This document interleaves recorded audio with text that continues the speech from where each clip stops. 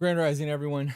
Grand Rising. See a lot of you guys in the chat already hanging out, so I figured I'd jump on here 5 minutes early and bullshit with you guys until we pop the live stream. You guys see this little crystal ball over there next to my quartz in front of that little red dial? It's got a mushroom in it somebody sent us. This came to the P.O. box yesterday. I don't know how well that'll focus. You guys see that? Isn't that fucking cool? And there's like little raindrops on the inside of it to make it look like it's raining. That is super fucking neat, man.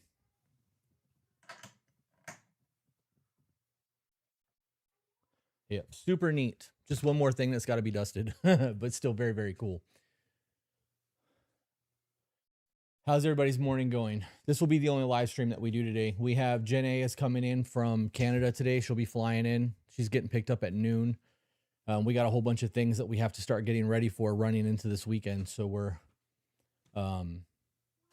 trying to do the best that we can to get into the weekend. So I do think that we'll be doing a live stream for the church at some point this weekend or week before we go to ceremony, because yesterday while we were live for Patreon, there was a shit ton of questions about sacrament and the church and all of that stuff. So we may be going live for that tomorrow, I think. But hope you guys are having a good start to your day. My day started at 4 a.m., got my gym done, got all my peptides in me. I actually ate this morning, but like before I go live, normally I don't eat until like noon, 11 or noon. I'm doing my, what do they call this? Deuterium depleted water. I get 4 ounces of this every day because it's supposed to help fight cancer cells. I don't know if that's true or not, but fuck it. Why not try it?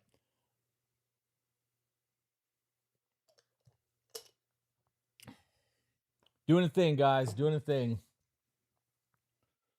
I'm grateful that you guys are rocking with me every single morning like this. It's super cool that we get up to, over 100 people almost every single morning watching these live streams. Colin said, good morning. I think you'll find this cool. I found your podcast years ago and it helped me reflect on my emotions and life to better myself. Ended up taking those emotions and wrote an album. Fuck yeah. I truly believe that some of the greatest things that we will ever do in life will stem from love or heartbreak. So knowing that you guys are using your emotions to create artwork, you are doing what you're supposed to be doing in terms of honoring the infinite creator that lives within inside of all of us.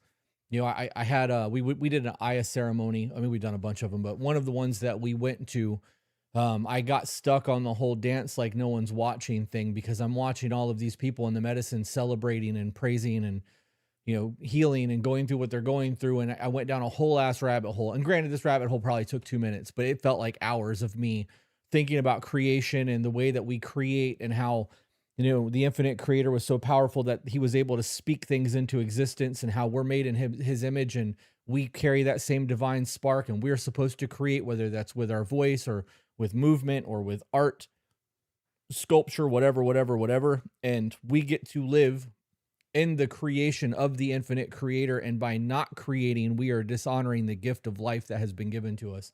It was a whole ass thing, but it stuck with me. So when I hear people go, I painted this morning, or I wrote a song, or I sang, or I danced, I'm like, fucking get it, dude. Like, you're honoring the creator in those moments. It's massive. Absolutely massive. I don't care how crazy that sounds. I don't care at all. This gives me a lot of motivation on my daily every day. The podcast helped me, but the live almost has given me a schedule or a routine. That's pretty cool. It's pretty cool. Is it 8:30? It's 8:30. All right, I have to turn on the cameras. Give me 1 second, guys.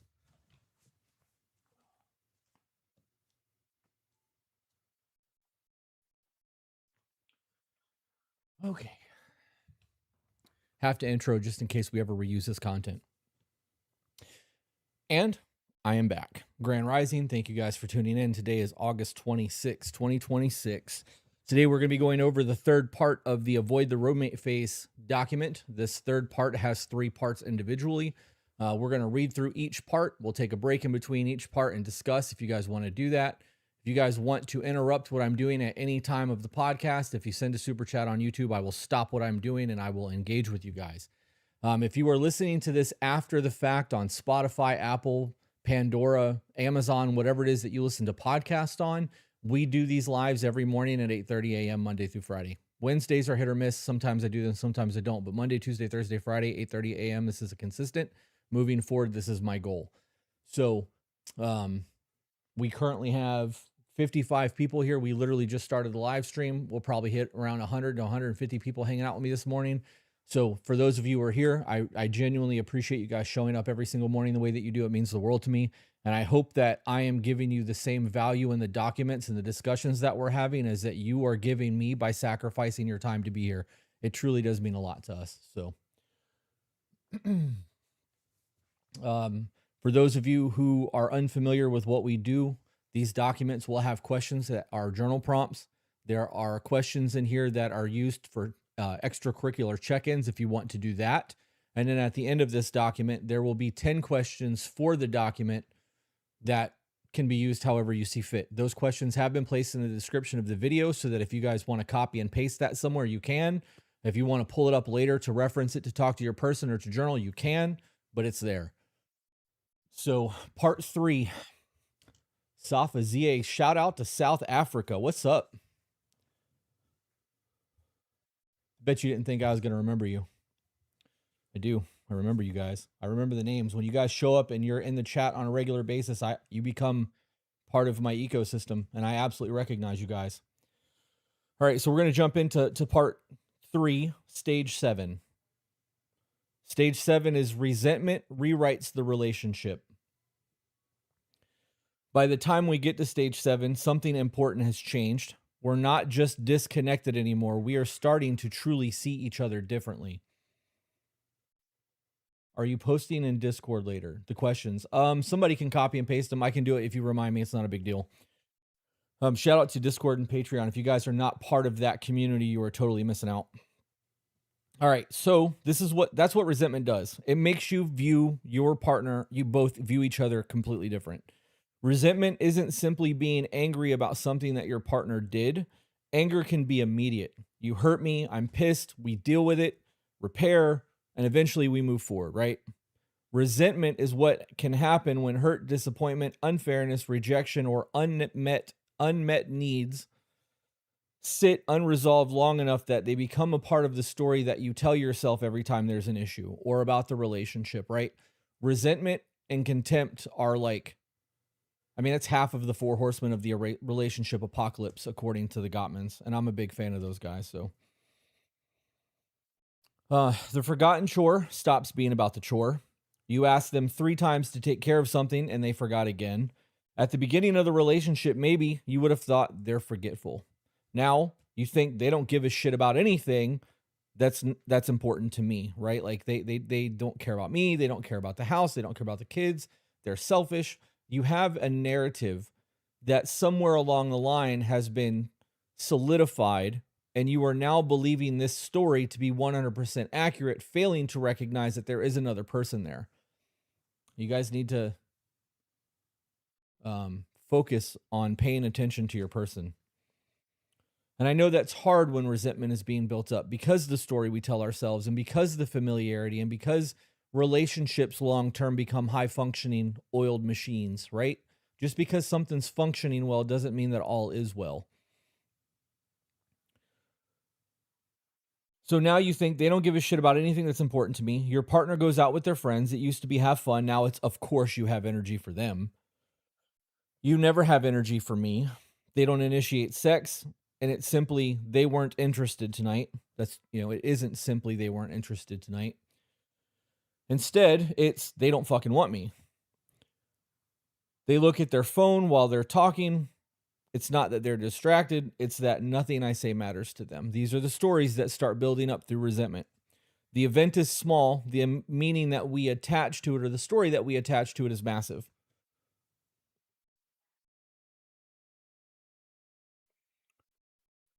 When enough negativity accumulates in a relationship, we can begin interpreting neutral or positive behavior through a negativity bias or negative lens. Excuse me. The emotional history of the relationship starts influencing how we interpret what's happening right now. which is really fucking dangerous when you think about it, because eventually your partner doesn't even have to do something wrong for you to experience it negatively or take it as a slight. They ask, are you okay? And you hear criticism. Why are you always asking me that? I'm fucking fine, right? Like there's a going on underneath of there. They offer to help you and you think, oh, now you want to fucking help? Yeah. They buy you flowers and you wonder what they did wrong. They initiate sex and you think they're only doing this because you complained. They apologize and you assume that they don't mean it. They try to joke with you and nothing's funny anymore. And there are so many people out there living in this perpetual cycle, guys. This is why we created the check-ins. I have told you for 3 weeks now when doing these live streams to do the fucking check-ins. The cha-cha. Do the fucking check-ins. Now, even attempts at connection have to fight through the story that you have built around who this person is. And sometimes that story is absolutely based on reality. If someone has lied repeatedly, suspicion doesn't come from nowhere. There's a history there. If someone has ignored you for years, you didn't invent your loneliness. If your partner consistently prioritizes everyone else, resentment isn't some random character defect that you need to meditate away. If they repeatedly break promises, eventually their word stops having meaning. These things fucking matter. And sometimes negative expectations develop because you have been given a lot of negative evidence. It wouldn't have gotten this far if you guys started doing the check-ins before it was too late. You know, if you guys maintain your engine, I don't care what kind of car you have, if you do your regularly scheduled maintenance and you pay attention to the things that's going on with your car, you can easily get 300, 500,000 miles. I've seen vehicles that have rolled over multiple times. Like, you can do a whole lot if you just maintain the things that matter to you. Your relationship is no difference, and that check-in is your regularly scheduled maintenance. The only difference is the only thing it costs you is time and honest conversation. So once resentment becomes the lens, new information now has a harder time getting through to you because you're viewing what's happening through a negativity bias versus a neutral polarity, I guess. Your partner may actually start changing and you can't see it, or you see it and immediately discount it. Let's see how long this lasts. You've asked them to be more involved with the kids, and then they start becoming more involved only because I bitched about it. You wanted more affection. They start touching you more. It feels forced. That's what you say. It feels forced. You wanted them to help around the house, and they start helping, and then you go, I shouldn't have had to ask. You guys notice what's happening with this? You asked, you put out a request, because love makes requests, not demands. You put out a request. Your partner finally understands where you're at and starts trying to fill the need that you requested them fill. And now it's too late. It's not enough. It's not good enough. They folded the towels wrong. There's a sock on the couch. There's, you spent the last $20 on meatballs or whatever the fucking problem is that you have now deemed to be a real problem when it's not really a problem. You're just looking for something to complain about because you're viewing life through resentment and contempt. The original complaint may have been completely legitimate, but now there's no winning. If they don't change, they're an asshole. If they change, it doesn't count because you had to ask for it. If they apologize, it's too late. If they don't apologize, they don't care. If they give you space, they're abandoning you. If they come closer, they're suffocating you. This is what life looks like through resentment and contempt, guys.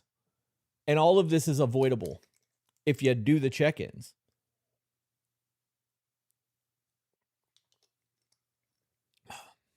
This water actually tastes pretty good.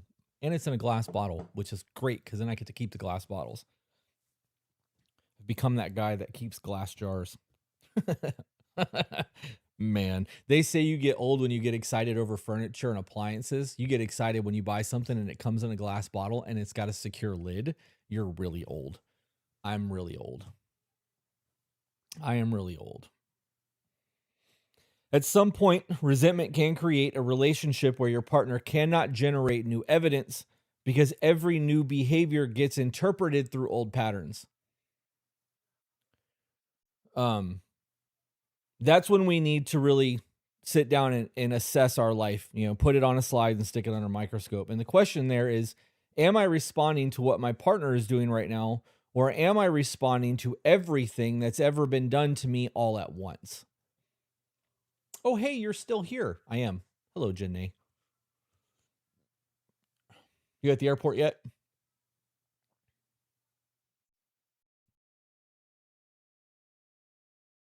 "45 is not that old." I mean, I'm 60% done with my life according to the average life expectancy of 75.6 years.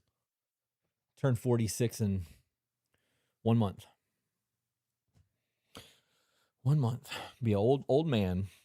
Anyways, because sometimes the fight we're having tonight has 20 other fights standing behind it. You left the laundry in the washer, and suddenly we're talking about Christmas 3 years ago. You didn't text you were running late, and now we're talking about how I can't depend on you. You declined sex, and now we're talking about how every rejection I've experienced for the last 5 years. We are talking about every rejection. You spent money without talking to me, and now we're talking about how I'm the only responsible adult in this fucking house, right? Like, all of you have experienced that. Every one of you listening to this right now has absolutely experienced conflict that starts over something that is very minuscule, that you are just trying to come to a quick resolution. Somebody gets defensive, defensiveness is returned, and now you guys are fighting over things that have absolutely nothing to do with the current conversation.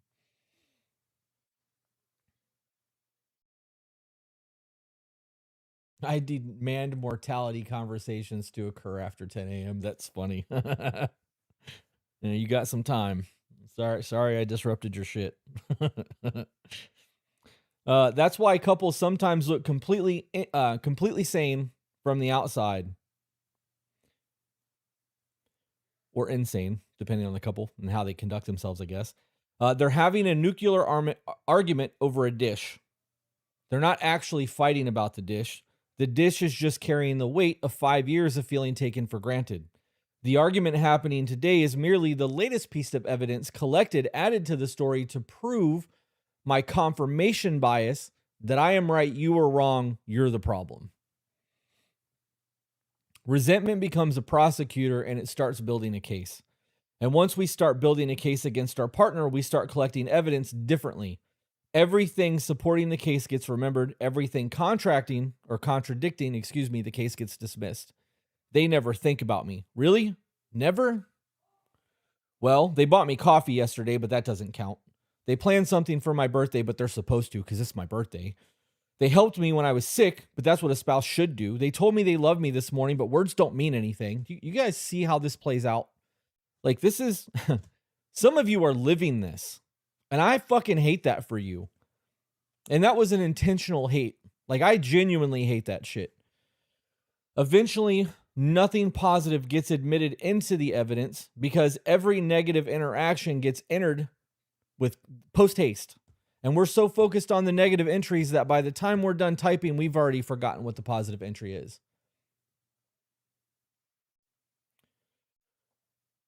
That's how resentment rewrites history. You start remembering the entire relationship differently than it actually happened. We've never been happy. We've always had problems. You've never supported me. You've never cared about what I wanted. Maybe that's actually true. Some of you pick some really fucked up people. But is it really true? Like, for the majority of you guys, really? Is it really? Sometimes you're taking how you feel about the relationship today and projecting it backwards across 15 years of lived life experience. Good memories get contaminated by current pain. That's another sign that resentment has become bigger than it needs to be, bigger than the individual issue that's currently at hand. And then there's the other side, where resentment isn't always created by what our partner did. Sometimes it's created by what we are refusing to say. Not anymore. I got rid of him. Good for you. Fuck that guy. You agreed when you wanted to say no. A lot of us do that shit. We want to make our partner happy. We will do things that we really don't want to do because it feels like the right thing, because seeing your partner smile means the world to you. So sometimes you say yes when you really should have said no. You kept doing everything because you wanted to be needed. You never asked for help. You never communicated the expectation because, you guys should read our fucking minds. You should just know better. You kept sacrificing without telling anyone the sacrifice was costing you something. You avoided the uncomfortable conversation because you wanted peace. Then 6 years later, you're fucking furious that nobody has appreciated everything that you never told them you didn't want to do. 101 people. It's official. Guys, it's not entirely your partner's responsibility in those situations. Sometimes resentment is anger at someone else for a boundary that we never set. Pause for effect. Narrate for effect. Then repeat for effect. Sometimes resentment is anger at someone else for a boundary that we never set. This is important because it brings agency back to the conversation. It brings it back to self, right? Mastery of self. Maybe your spouse should have noticed. Maybe they should have appreciated you more. Maybe they absolutely took advantage of the things that you were giving. And maybe you also participated in this by repeatedly saying, it's fine. I got it. It's not a big deal. When you struggled to have it, it's not fucking fine. And it's absolutely a big deal. Both can be true. Resentment loves unspoken expectations. Unspoken expectations are premeditated resentments. That's one of my favorite sayings. I shouldn't have to ask. Maybe. There are some things adults should just notice, right? But they should know is one of the easiest ways to spend years being disappointed by somebody who has no idea what tests they're actually failing. Then there's scorekeeping. Once resentment takes hold, relationships become accounting departments. I did this, so you should do that. I initiated the last 3 times. I went to your family's thing, so you owe me. I stayed home with the kids Saturday, so now it's my turn. I apologized last time. I always do more. That's crazy. It's crazy. That's fucking crazy to me. It's really crazy to me on the I initiated the last 3 times. I don't give a fuck if I initiated the last 300 times. I'm still getting the booty. You guys are too hung up. Maybe your person just lays there like a fish. I don't know. Maybe that's the difference. Maybe the enthusiasm in the sexcapades has its own theme song. It's like building is exploding in V for Vendetta, where he's like, and here comes the crescendo, and you can't even hear anything yet like that. Maybe that's the difference. Maybe you not feeling wanted is why you don't want to initiate. And that's a different conversation than who initiated last, because I don't know. I'm going to just move on because sometimes that's the right thing to do. Oh, man. Healthy relationships need fairness, but intimacy starts dying when the very act of love creates an invoice, because now we're not giving, we're trading. And we're constantly checking whether or not it's a fair trade or the other person is behind on payments.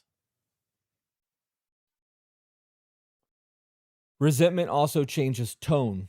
This is where contempt can start creeping in. The eye roll, the sigh, the sarcastic comment, the little dig in front of friends, the joke that's not really a joke. Oh, you know how they are. She'd forget her own head if it wasn't attached. Must be nice to have all that free time. Now we're not really addressing the behavior, though. We're starting to communicate disgust. And then we want to play it off like it's a joke. Well, I was just kidding. That's a whole other conversation. Contempt is especially destructive because it's not, I don't like what you did. It's, I don't like who you are. We are now moving from transgression to identity. And that's, at that point, it's no longer us versus the problem. Now it's warfare. It's 2 people fucking ready to go to war over their ideas and trying to defend their ego. And ego is a motherfucker.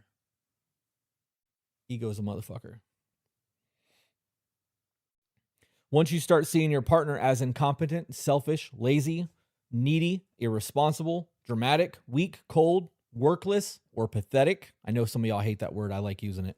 You're going to interpret more and more of their behavior through that identity. Now, they aren't a person who forgot something. They're inconsiderate. They aren't someone who made a bad financial decision. They're irresponsible. They aren't somebody who became overwhelmed during arguments. They're fucking impossible. That's the rewrite. That's the new story that we're telling. And we've collected all this data that gave us the confirmation to prove that we know exactly what we're talking about, and you're the fucking problem. Somebody in the chat said it's us against the world, not us against each other. That's the way it's supposed to be. Yep. But not always. And like Chris said, 90%, I'm excited to get that connection with my lady. I would initiate 100% of the time. I give zero fucks there. I'm a nasty motherfucker. I'm gonna move on. Let me get a drink of my deuterium depleted water to fight cancer. I really don't think this is fighting cancer, but placebo? Maybe I'll live to 100 and then I still have 60% of my life left instead of 40. I actually really enjoy this water. It sucks that it's so fucking expensive. All right. Once we blah, blah, blah, blah. I just turned into Barry Kripke from the Big Bang Theory. Once we have rewritten our partner's entire character around their worst behaviors, empathy becomes really fucking difficult.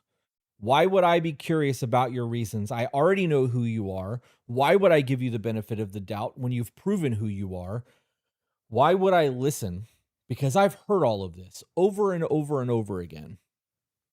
That's where stage 7 connects directly back to stage 3. Curiosity disappears and resentment fills in that empty space with assumptions. So what do we do with resentment? First, stop pretending that it isn't there. If you are carrying a list, admit that you are carrying that list. If everything small pisses you off, the small things probably aren't the problem anymore. If you feel yourself constantly assigning the worst possible motive to your partner, pay attention to that. If positive changes immediately irritate you instead of encouraging you, you really need to fucking ask why. Then identify the actual injuries underneath of the resentment. It's not that you're fucking lazy. So ask what happened. I feel like I've carried most of the household responsibilities for a long time and I don't feel considered. Not, you don't care about me.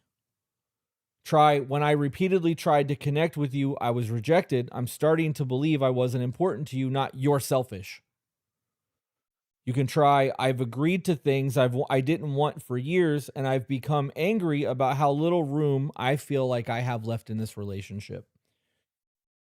Those are all things that you can really work on. The definitive fuck you statements creates conflict. It creates a need to engage. Now we are throwing blows at each other and being ugly and nasty versus understanding that our person is hurting, right? Yeah.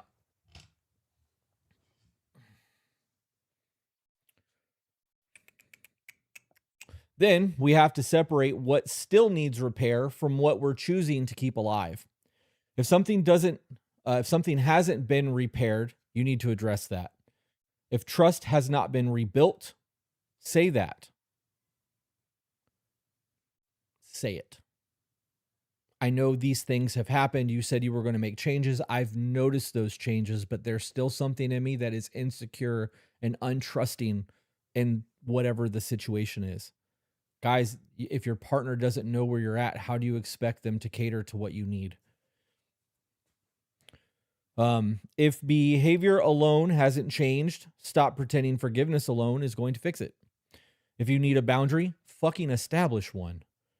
But if your partner has genuinely acknowledged the harm, changed the behavior, attempted to repair with reason what they can, and you have chosen to stay, you have a responsibility to start working through and forgiving and building the trust and losing the resentment and contempt, right? You can't demand someone become different and then refuse to update your opinion of them when they do. At some point, if reconciliation is the choice, we have to allow new evidence into the courtroom. That does not mean forgetting. Did a whole episode on forgiveness. Whole episode on forgiveness. It doesn't mean pretending. It means seeing what actually needs to happen now. Otherwise, the past becomes a permanent third person in the marriage. Every conversation includes it. Every disagreement wakes it up. Every mistake confirms it. And every good moment has to answer to it. And nobody can build something new while permanently sentenced to who they used to be. This is why resentment is such an important stage in becoming roommates, guys. Before this, you were drifting apart. Now you're beginning to build emotional reasons as to why you need to remain apart. Distance starts feeling safer. Talking feels exhausting. Touch carries baggage. Sex carries resentment. Time apart feels easy.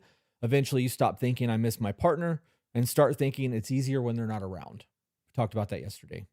And once that happens, vulnerability is usually the next thing to go. Because why would I show you the softest parts of me if I've been experiencing you as my source of pain? That's stage 8. That's where we get into stage 8. So that's a good point to take a break and see if you guys want to talk in the chat. Anything you guys got? Anything you want to discuss about this before we move on to the next part?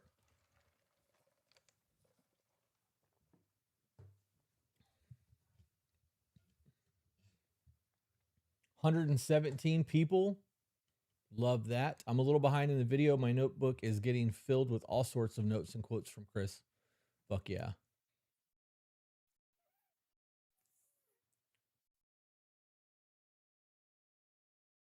Would you work 2 full-time jobs and only get 5 hours of sleep if it meant Peaches could stay home? I'd burn this motherfucking world to the ground for my wife. 5 hours of sleep, that's about what I get now. If real shit, guys, this is 100% pure transparency. If I believed that I could hold this podcast down and do all of To Be Better without her, I would ask her to quit, because I know the emotional toll that some of this takes on her and the time constraints. And I would do all of this myself. I would go live for 8 hours a day. I don't give a shit about any of that. My mental health and physical health comes secondary to her mental and physical health. But there's a difference in that, because I also know that when I need a break, she's going to give it to me, right? We live a very unique lifestyle in that most people are a me, and I'm willing to sacrifice a whole lot to make her smile. So like 5 hours of sleep is, I mean, no shit, that's roughly what I get right now. I'm up every morning at 4 a.m. Sometimes I'm up at 1 or 2. And like when I wake up, if I feel like I'm up, I'm fucking up. I'll sleep I would sleep in my car on my lunch breaks in between fucking jobs if that's what it took.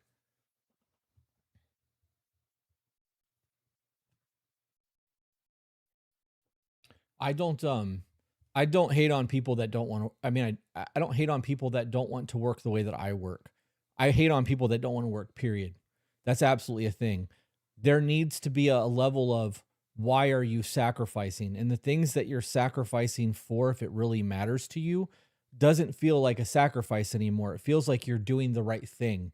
And there's a difference between those two things. Feeling like I'm sacrificing means that I'm hurting. I'm giving up. There's a real cost to what I'm doing.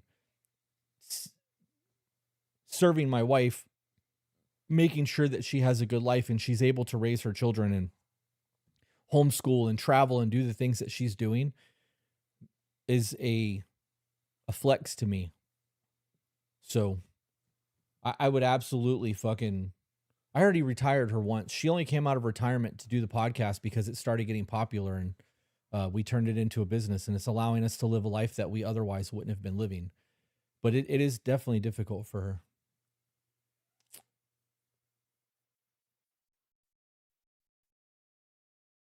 What if you're trying to do all this repair and admit all of these things, but your spouse refuses to listen, partake, or care?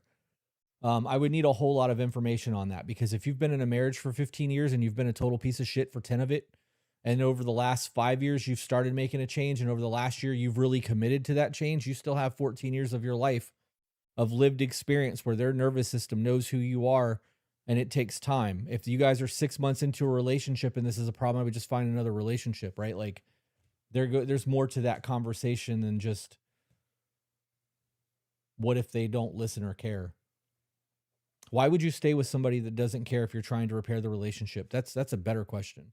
If you believe you're changing and you are really trying to save the relationship and your partner's still like, fuck you, what are you doing? Stage 8, vulnerability leaves the marriage. You haven't necessarily stopped talking to your spouse, but you have stopped talking about anything that matters. They know what happened at work. They know what time you're getting home. They know that the kids pissed you off. They know what you need at the grocery store. They might even know that you're stressed, but they don't know what you're afraid of anymore, don't know what you're questioning. They don't know what makes you feel insecure. They don't know what you're ashamed of. They don't know what you want in life, what you miss, what you're dreaming about, or what you're quietly worried may never happen. You've stopped giving them access to your internal world. This is the high functioning aspect of a relationship. Well-oiled machine does not mean that everything is okay. So this is different from stage 3 in that curiosity disappeared. In stage 3, we stopped asking. By stage 8, we've stopped answering, even when the opportunity to answer is there. Now we're choosing to recluse, to go inward and push everyone away. Because vulnerability requires emotional safety. If I tell you that I'm struggling and you immediately try to fix me, I learn something. If I tell you I'm insecure and then you later use that insecurity against me, especially during an argument, I learn something. If I tell you I'm lonely and you become defensive about everything that you've done for me, data collected. If I tell you I'm unhappy with our sex life and you hear it as an attack, if I tell you about a dream and you immediately explain why it's unrealistic, it's all data collection, guys. It lets me know exactly where I'm at. Not necessarily to punish you, right? They're not doing this to punish you. Maybe they are. Maybe they are. I had a thought. Lee Priest is a bodybuilder from the 90s, and he has tattoos on his forearms that says it's not revenge, it's punishment. And or it's not punishment, it's revenge. I don't remember which way that it was worded, but every time I think of the punishment thing, I think of his tattoos for some reason.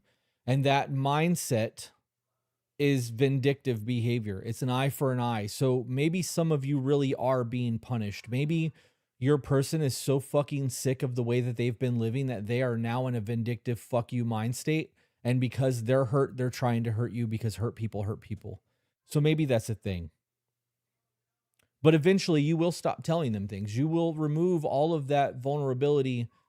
I hate that word. I hate the word vulnerability. I guess in this aspect, it would be vulnerable because you're giving something to someone that they could potentially use to actually hurt you. And I do believe that's vulnerability. Having a conversation about your mental health or your struggles and trying to pull your person into your inner world is not vulnerable. I think that's part of what it means to be a teammate. Your partner needs to know where your head is. I'm going to get back to the document because I was really about to side rail. I don't want to do that. Sometimes I stop because being known by you has become more uncomfortable than being unknown. And that's a massive shift in a marriage. Your spouse is supposed to be one of the people who knows what's happening underneath of the surface. Not every thought needs to be shared. Privacy still needs to exist, especially inside of healthy relationships. You're allowed to have an internal life, but there is a difference between privacy and emotional isolation. If something is consuming you and everyone knows it except your spouse, it's a problem. If you're terrified about your career and your best friend knows, but your husband doesn't, why? If you're struggling with your body and you've told 3 girlfriends, but you haven't told your wife, why?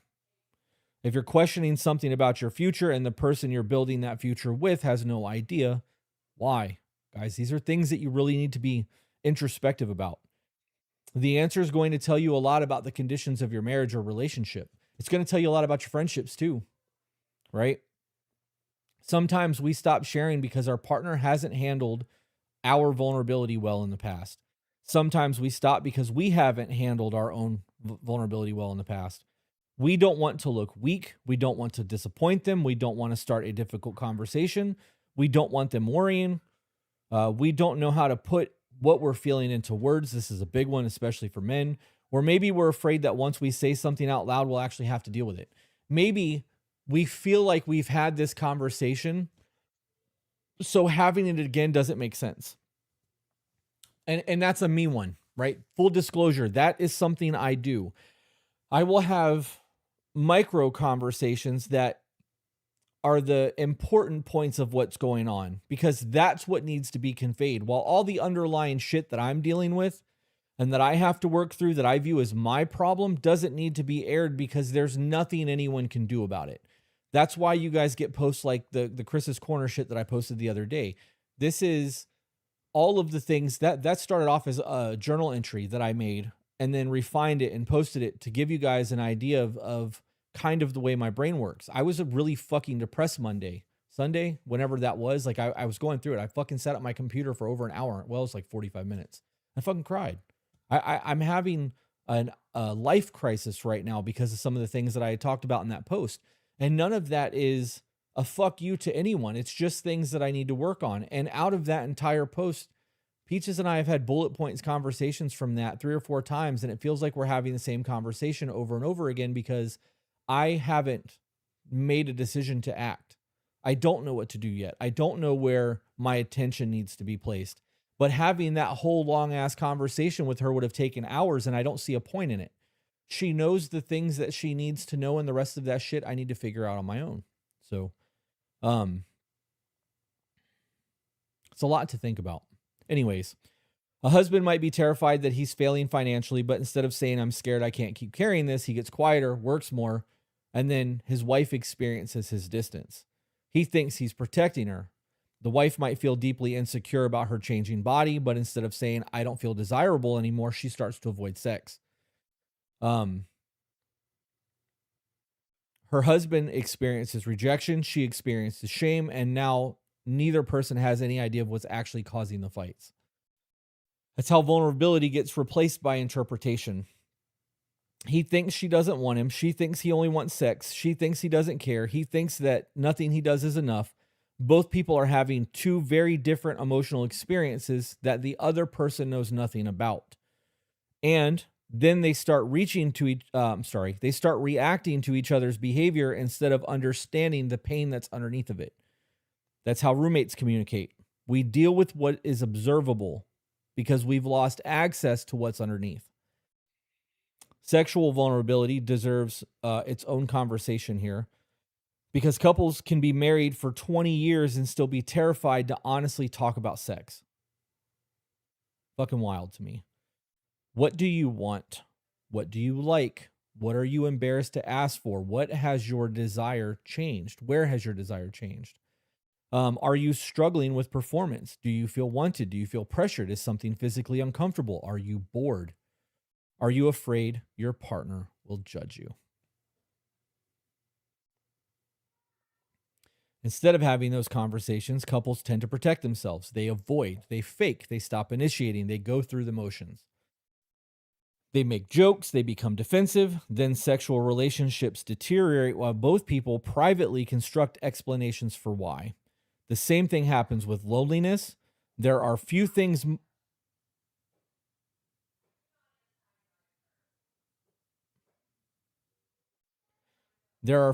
more painful than feeling lonely when you are in a marriage.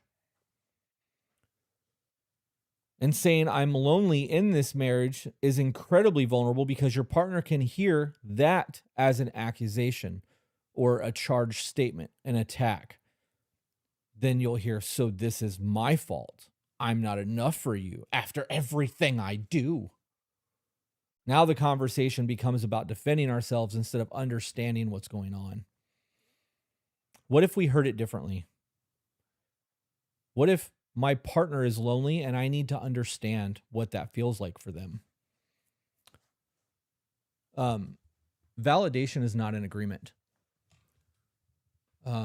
You can, how do I word this? You can put yourself in somebody's shoes, hear everything they're going through, try to understand the emotions, try to feel the emotions, try to really connect with what they're doing, and still disagree with it. It doesn't mean that either one of you are right. It doesn't mean that the validation is confirming that everything that they're saying is correct. It's not an agreement. Validation is, I understand that you're hurting. I understand that I may have caused that. What you were saying is X, Y, and Z, and I can see how that would feel really fucking shitty. That's validation. It's understanding that your person is going through something that you are not experiencing. There's nothing wrong with that, guys. So you don't have to agree that you've neglected the marriage to become curious why your spouse feels like they're alone. But if every vulnerable conversation turns into the courtroom, eventually people stop bringing cases. They start bringing their vulnerability outside of the marriage. Sometimes that's healthy. Real shit, sometimes that's healthy. Sometimes taking that emotion, that need for validation and clarity outside of the marriage is a healthy thing, but where you bring it matters. It can't go to the girl at work or the guy at work or to the work wife or husband. You guys shouldn't even have that. That fucking term is crazy to me. Sometimes it needs to go to your religious practices. Sometimes it needs to go to a counselor, a therapist. Sometimes it needs to go to an email that gets deleted. There needs to be some sort of outlet if you don't have anyone to talk to, because bottling things up long-term becomes destruction. We need friends. Family matters. Therapy can provide a place to process things that we aren't ready to understand on our own. Your spouse should not be your only emotional outlet. The caveat to that is, if you're going to talk to friends or family, your person has to know that you are going to them and unloading on these people, because otherwise a negativity bias will be built. Christmases are going to start to be real weird. Dinners out with your friends, when you guys all go to sushi and there's 6 people at the table and all 6 people know what's going on in your personal life, and you feel better because you've been vented and they're all side-eyeing your partner like, I can't believe they'd fucking do that to them. It becomes uncomfortable, guys. Like, it becomes a real fucking problem. So if you're going to talk to people outside of your marriage about the emotional intimacy that's having issues, that needs to be a conversation before it happens. The problem is when everybody else gets the part of you that your spouse used to get. Your best friend knows what you're afraid of. Your sister knows how unhappy you've been. Your coworker knows what you've been dreaming about. Someone at the gym knows you're struggling with your marriage. Your spouse knows you're picking up the chicken on the way home. You guys see how that works? This is where emotional intimacy starts to happen, guys. Emotional infidelity starts to happen. Not because emotional disconnection causes infidelity or excuses it. If you cross boundaries of your relationships, that is a choice and you are responsible for it. But a lonely marriage doesn't give anyone permission to betray their partner. Just saying. However, we need to understand the environments that create emotional affairs. They don't begin with, I'm going to have an affair. It begins with, this new person understands, right? A coworker says, are you okay? Yeah, I'm just tired. They say, no, seriously, you don't seem like yourself. And for whatever reason, you answer honestly. You've been holding it for too long that you don't know what to do anymore. So you start to word vomit all of your shit. And then as you're word vomiting your shit, you look across the table at the person that you're word vomiting to, and their phone's not in their hand. And they're making eye contact and they're nodding and they're uh-huh-ing and they're, oh my God, I can see how that would be really painful. What are you going to do? And then you realize that somebody's actually engaging with you like you're a human being with actual emotions. Now what's going to happen? You get a dopamine response. You're unloading all of this. Like, you're starting to feel good for the first time in a long time. Now you're excited to go to work tomorrow because that person actually pays attention to you. It did not start with the intention of emotional infidelity or emotional cheating or actual cheating, but that is where that shit starts.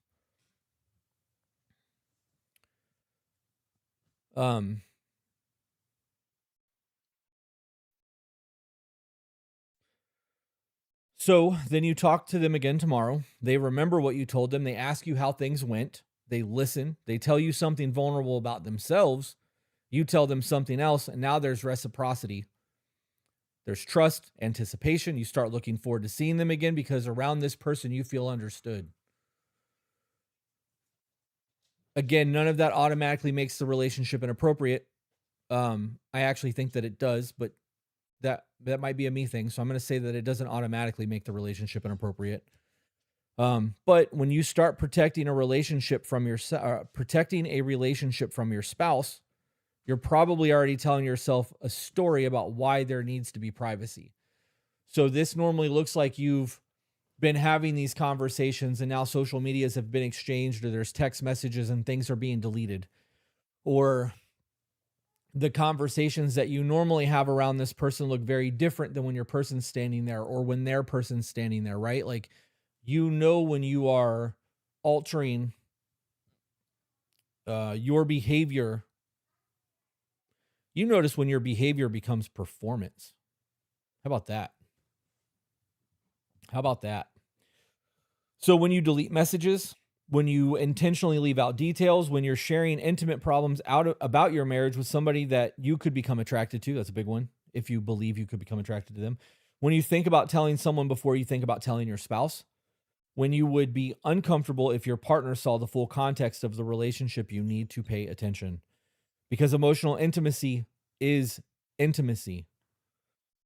And if you're steadily moving it out of your marriage while convincing yourself we're just talking, you may be reallocating some of the most important resources away from your partner into this new thing. And some of you may not even realize you're doing it. Or you try to convince yourself that it's not going anywhere.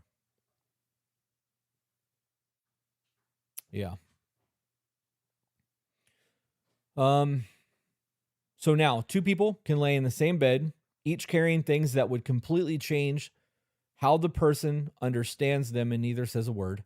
He doesn't know that she's terrified that he's going to leave. He doesn't know that she's terrified that he's going to leave. She doesn't know that he's terrified that she's lost respect for him. He doesn't know she feels like motherhood swallowed her identity.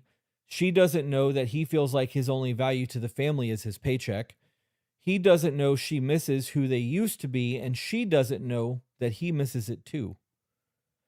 Imagine how many marriages can contain 2 people privately giving the same fucking thing because neither person is willing to say it first. You guys, this is the meme of the lady in bed with her arms crossed, pissed off, and the guy laying on his shoulder. I bet he's thinking about other women, and he's like, do I really become a diva if I don't have a Snickers? Like, that's what's happening.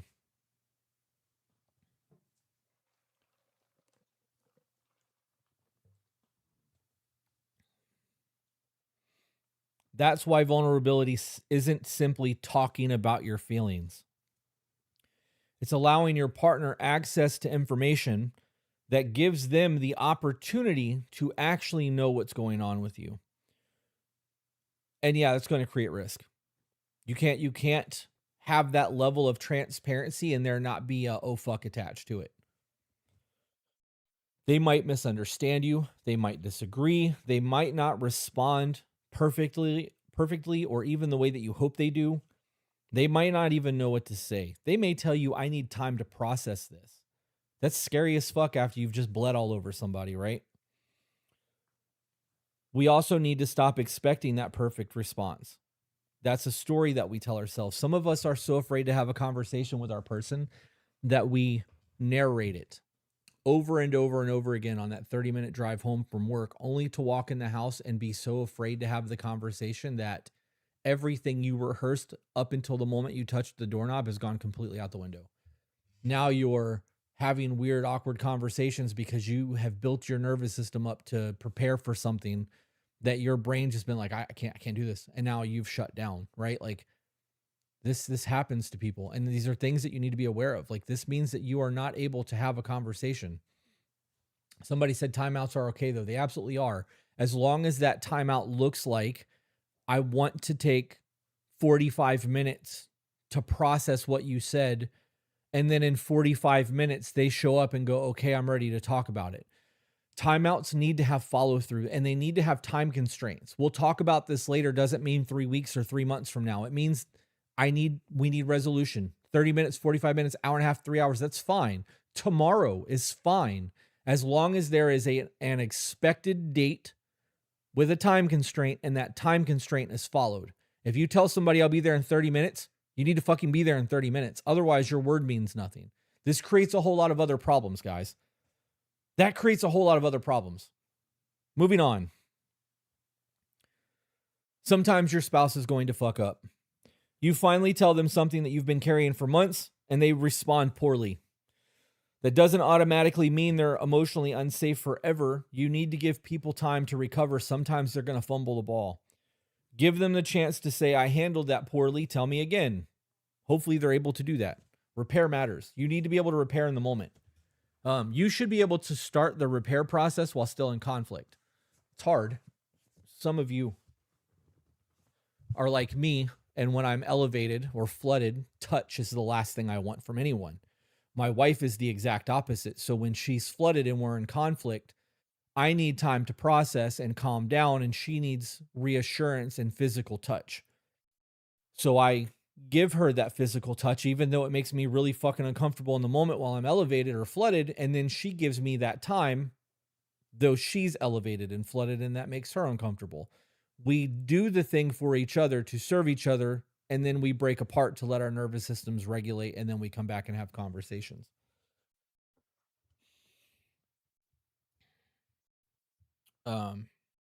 So what becomes dangerous is a consistent pattern where vulnerability is mocked, dismissed, punished, weaponized, minimized, or immediately turned back against the person who's sharing it. Because eventually people start to learn where they can be soft, right? Where they can, I really don't want to say vulnerable. I understand that that's the terminology we're using, but that word really bothers me. And that's totally a me thing. I'm going to stick with being soft. And if your marriage is never in that place, something fundamental is missing from your marriage. Rebuilding vulnerability does not mean sitting down and dumping every unprocessed thought that you've had for 15 years onto your spouse. You should never do that. Emotional dumping is not intimate. So start smaller. I've been worried about something. I've been feeling disconnected from you. There's something about sex that I've been afraid to talk about. I don't feel like myself today. I've been thinking about where we're headed. I have more examples I can continue, but I'm going to just go on. The person's job isn't immediately to defend, explain, connect, or solve. Their job is to listen. Ask another question. Can you tell me more about that? What does that feel like? How long have you felt that way? I need you to help me understand. These are valid probing questions that will allow them to continue talking. You should probe a minimum of 3 to 5 times. 3 times is the absolute minimum. 5-time probing, by the time you ask that 5th probing question, enough real information has come out that you have some sort of real data, if you've been paying attention, to approach the conversation from empathy. And again, validation does not mean agreement. It means that you're creating enough room for your partner to tell you what it's like being them. So by stage 8, the issue isn't that couples don't communicate. They may communicate all day long. The issue is that the important information is not communicated and is being pushed outside of the relationship or marriage. The fears are somewhere else. The dreams are somewhere. The insecurities are somewhere. The loneliness, the sexual concerns are all pushed out to people that it shouldn't be pushed out to. Or they get buried so deep inside of somebody that they just never get talked about, and now you've got a ticking time bomb on your hands. Your spouse still has access to your schedule, your paycheck, your responsibilities, your body when it's beside them in bed, but your half of the mortgage, they just don't have access to you anymore. And once vulnerability leaves, you can have a marriage that looks completely intact from the outside while almost everything that made it intimate is gone. You're still married, you're still raising the kids, you're still paying the bills, you're still sleeping in the same bed. But emotionally, you've already moved into separate rooms. This is when becoming roommates stops being a metaphor and starts becoming the relationship. Next part of this will be stage 9, and that's you have become roommates. Can you come back for it? This will be the last part of this series. You guys knew I had to add some shit like this, right?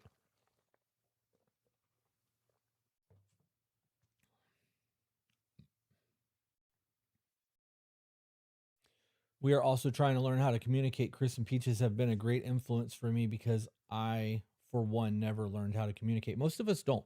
You know that the human experience, we learn to talk first. That's not true.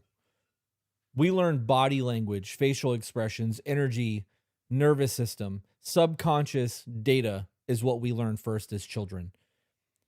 We can tell when our parents are unhappy. They can look at our facial expressions and the screaming that's coming out of us that we're not happy. There's a thing there. Then we learn to communicate. We learn to talk. We learn to see. We learn to observe. We don't learn to listen and then effectively respond. We learn to react.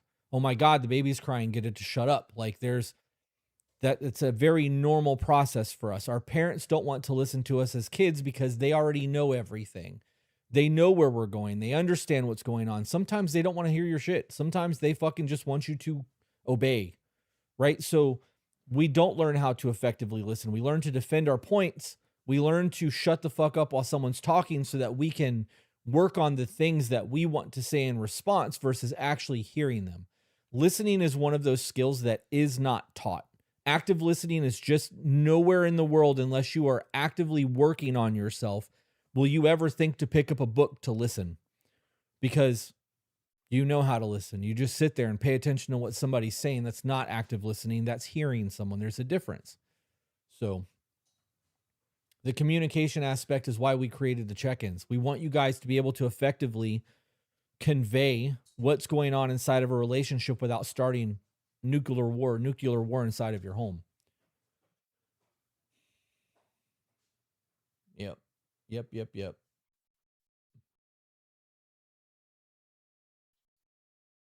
I'm the same if I'm elevated, and if I feel confined, I freak out. Last night it happened, and as soon as I asked for space, it was able to be given with a few feet. As soon as I calmed down and my thoughts were in order, I made sure to give that physical touch. Yeah. Yep. Active hearing is not active listening. That's big facts. Big fucking facts. I was not taught how to actively listen. I had to teach myself this, and I am still learning. So am I. Thank you for subscribing, Frary Performance. Appreciate that.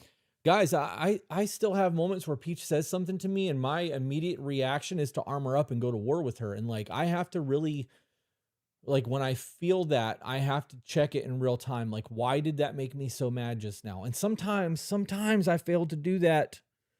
And then I have to apologize. And man, that sucks because one, I don't want to hurt her. And two, I don't want her to see that side of me because even though I am a better man than I was when I met her, I am still not the man I want to be. And the only way to become the man that I want to be is by checking those things in real time, having the apologies, and making sure that my fucking ego does not win these conversations. This shit is so fucking important, guys. We'll get to this. I'll interact with the chat when I'm done. 146 people. I fucking love that. Stage 9. You have become roommates. Can you come back from it? This is where all of the previous shit has been hidden. This is the whole point of the series, guys. I just needed to get the explanations of the who, what, when, where, why out. And now we can get to the how to fix it. The relationship became functional. Your attention went somewhere else. Curiosity disappeared. Affection faded. Sex became complicated. You built separate worlds. Resentment changed how you saw each other, and vulnerability has left the marriage. You have become roommates. The strange thing is, your marriage might not look that way from the outside looking in. From some people, it could look like you've got a perfectly flawless thing. The bills are paid, the kids are taken care of, you coordinate schedules, you go to soccer games together, you attend family functions, you handle the house, you may still take vacations, sleep in the same bed. You probably know exactly what needs to happen tomorrow morning. And maybe you barely fight anymore. Some of y'all think the absence of conflict means that everything is okay. Sometimes that might be the case. Sometimes you've learned to communicate, regulate, choose your battles, and treat each other better. But sometimes you stop fighting because you no longer care enough to fight. And that's a whole ass thing in its own. You don't bring up sex anymore because what's the point? You don't complain about the phone because nothing changes. You don't ask them to spend time with you because you've gotten used to doing things alone. You don't tell them you're lonely because you've already had that conversation 10 times. You don't ask what's wrong because you've learned you're probably not going to get an honest answer. The relationship becomes peaceful because expectations have died. That's not peace. It's resignation. It's quitting, right? You aren't fighting because you've both retreated into your own you aren't fighting because you've both retreated into your own corners of the house and built lives that require very little from each other. Eventually someone says what you've both been tired of hearing or terrified of hearing. I love you, but I'm not in love with you anymore. Or this relationship has ran its course. Guys, that I love you, but I'm not in love with you anymore can feel like a fucking bomb going off. And I believe that's a thing. I believe that there are people who are in relationships because of the love of and the gratitude and the well-oiled machine that works around the comfort of the life that we've built. I love you, but I'm not in love with you. I don't want to see anything bad happening to you. I definitely don't want to hurt you, but it's been years since I felt that amazing spark or felt good about what we've got going on, right? Like, it can be fucking devastating.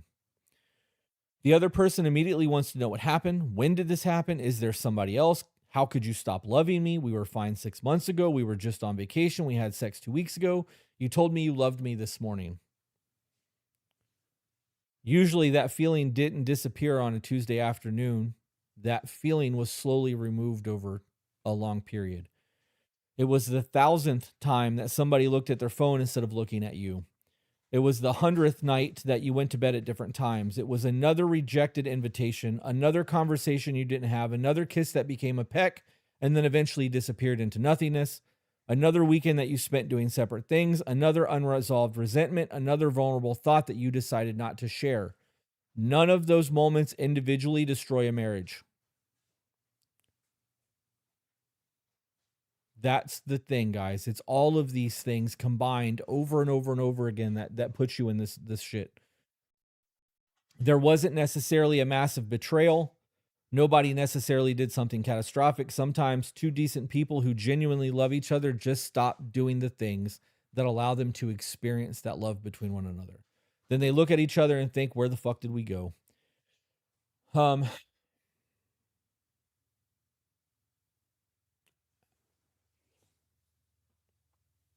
I think that you guys need to really understand all of that, right? There's a big difference between those things.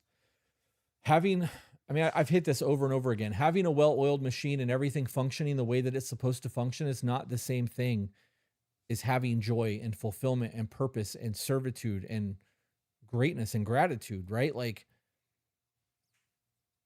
I keep wanting to make a car analogy, but I'm not enough of an engine guy to make a good one, so I'm just going to move on. There wasn't necessarily a massive betrayal. Nobody necessarily did something catastrophic. Read that already. It didn't, I don't feel in love with you is a feeling. It's important information, right? You shouldn't dismiss it, but it isn't necessarily a final diagnosis of the relationship. Feelings respond to experiences. If you've spent years practicing disconnection, you shouldn't be surprised if you feel disconnected. If you've spent years barely touching, you may not feel physical touch as a desire. If you've stopped being curious, your spouse may not feel particularly interested in you. If you've accumulated resentment, affection may feel buried underneath of anger. If you've built an entire life outside of the marriage, being together may feel awkward. So before you decide, I guess the love is gone, maybe you should say, what have we been practicing? What are we paying attention to? How are we living? Because if you practice being roommates for 5 years, you're going to get really fucking good at being roommates.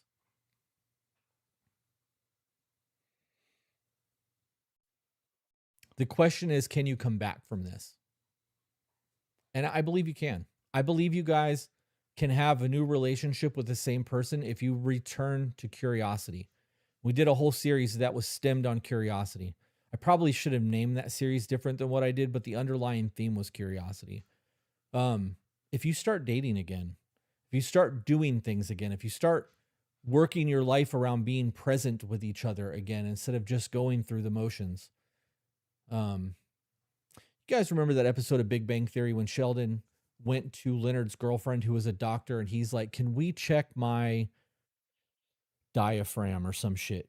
And he's like, "The last time I had the hiccups, it just felt like it was going through the motion." If that's what life feels like to you, like you're just going through the motions, you need a medical checkup. You need to diagnose the problems in the marriage and start doing things like exercising, eating right, and getting sleep to fix the marriage.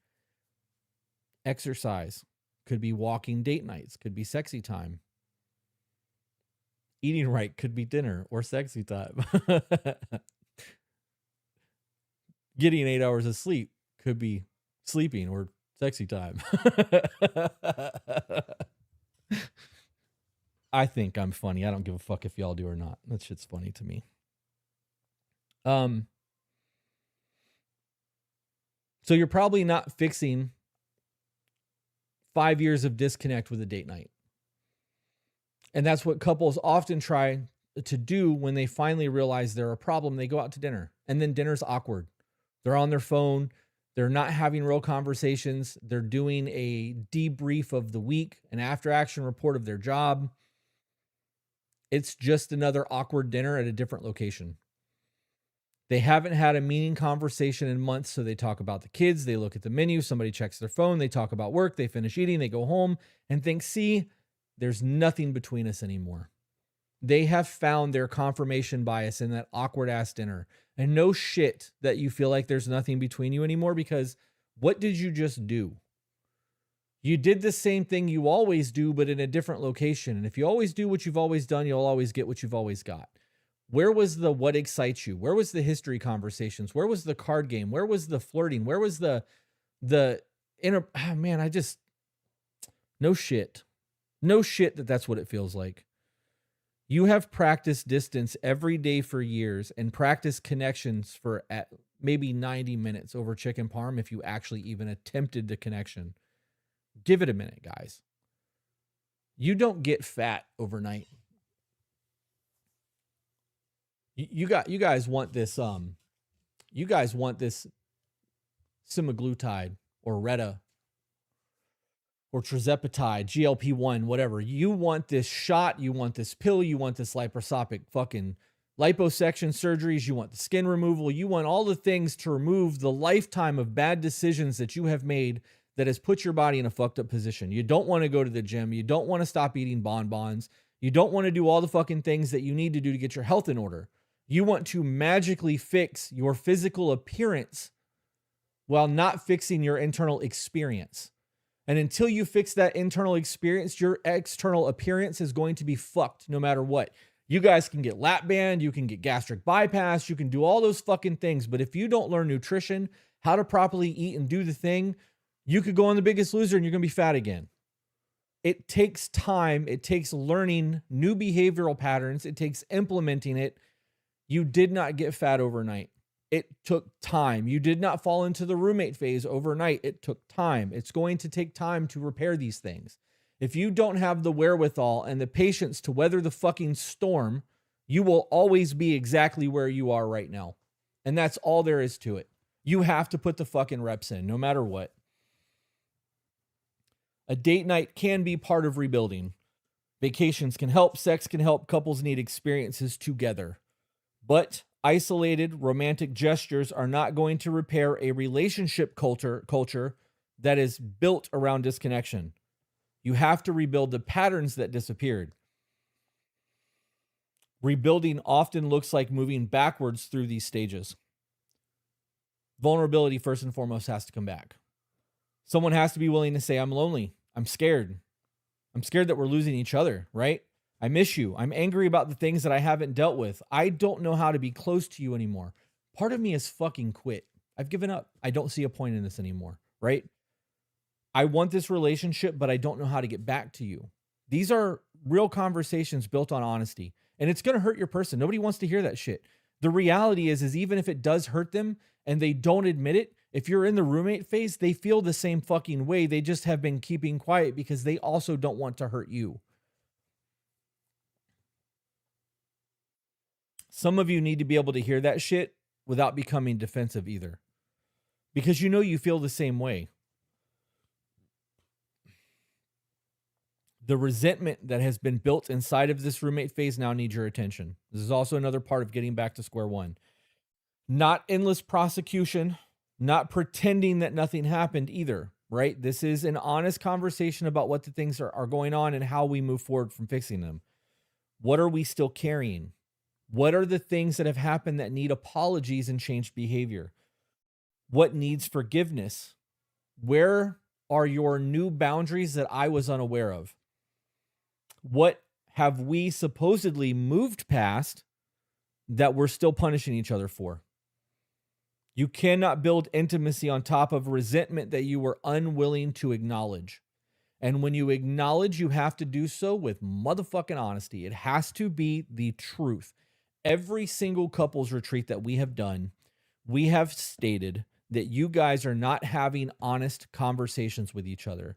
You are having beat around the bush, pussyfoot conversations because you don't want to hurt your person. So instead of saying what it is that happened, what you need, and what you want to happen to fix it, you hint to these things that are happening. And you do this so much that eventually you have a big fucking fight and you're like, I've told you 1,000 times, when you actually have never said the truth. You have said the wish.com version of the truth.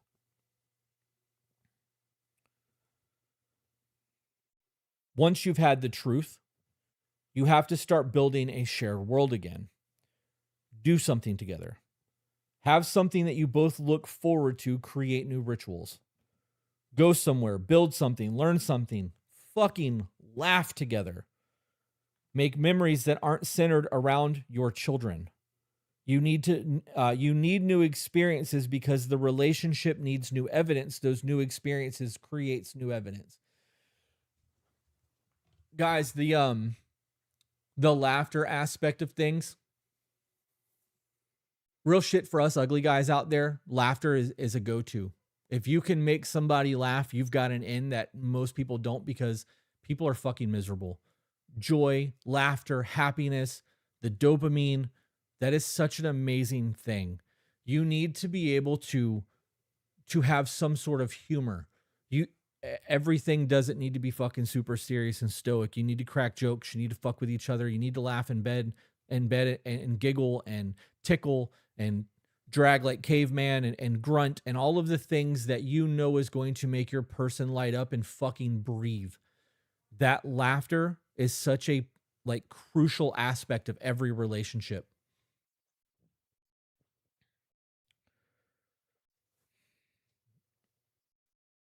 You have to address the sexual issues. Not simply we need to fuck more. Why did sex disappear? What happened to desire? What does rejection look like between the two of you now? What does initiation feel like? Is there pressure? Is there resentment? Has affection become entirely sexual? Do you still know what your partner enjoys? Do you even know what you enjoy anymore? Sex may need to be rebuilded, not rescheduled.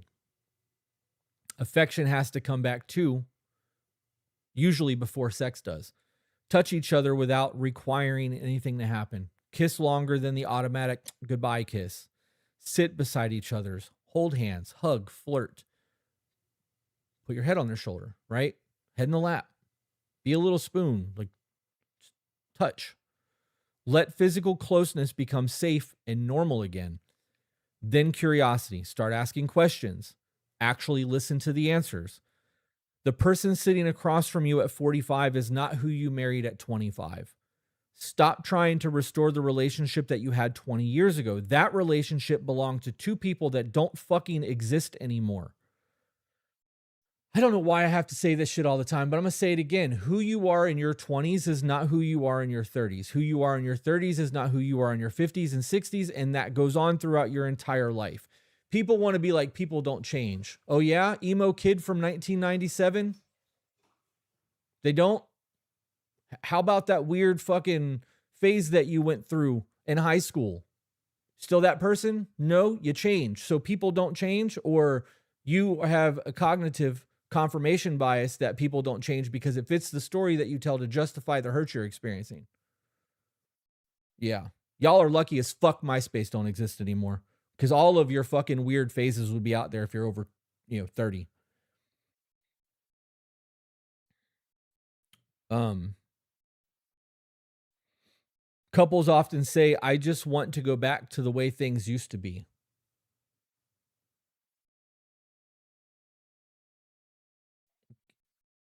You can't. How are you ever going to go back to the way things used to be? You've experienced the ugly side of somebody. You've experienced their heartbreak, their trauma, loss, addiction. You have viewed them in their most fucked up versions of their lives. You have a new understanding of the person that you claim to love unconditionally. How can you ever go back to the way things were before you had that information? You have evolved and changed as a person as well. How can they go back if you aren't the same person? There's nowhere to go back to. You can build a future with somebody that you genuinely love if you're willing to do the work. And you can have a relationship that's way better than what you had back then because of those new understandings, the new foundation, the new trust, the new experiences, the seeing them at their worst and understanding exactly what it is that you're going to get from them if they go back to that point. Like new data. What knowledge is power, right? That's not true. Knowledge is data. Utilization of that knowledge and data is where the power comes in, but that's what they want to tell you. Knowledge is power. Use the fucking information. You know where you failed each other. You know where you disappeared. You know what responsibilities did to you. You know how parenting changed you. You know what resentment cost. You know what happened when you stopped paying attention. And all of that attention has to return. You need to turn towards bids for connection. You need to put the phone down. You need to say, come look at this, and then go fucking look at that. When they tell you a story that you've heard, listen anyways. When they walk through the door, acknowledge that the person you claim to love that has been gone all day finally walked in, and at least fucking pretend that you miss them and not be like, hey, I need you to fix the toilet. Stop giving every other part of your life the best of you and expecting your marriage to survive with leftovers. Somewhere in all of this, you have to stop treating the marriage as another responsibility, because marriage does require work, but you need to treat it from a place of admiration, love, understanding, right? Your entire relationship can't become working on the relationship. That's also fucking exhausting. You need to have fun, play, be stupid, flirt. You need to have private jokes that you can make in front of other people that just fucking light you guys up that no one else ever understands. You need moments that aren't about healing trauma, improving communication, processing resentment, parenting your children, managing your finances, or becoming better fucking people. Sometimes you just need to exist in the moment. You need to enjoy each other, because when you stopped enjoying each other, that's when you became roommates.